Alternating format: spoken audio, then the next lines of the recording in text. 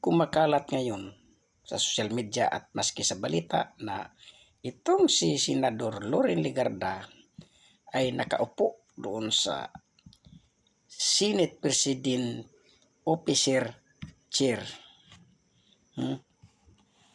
Ito ba ay totoo na pinalitan niya si Senate President Senador Soto o isa itong pambubudol o pang-aasar lang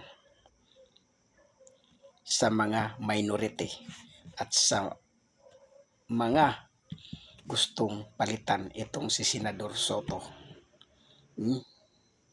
So, tingnan natin sa susunod nga kabanata kung ito ba ay totoo na o drama lamang.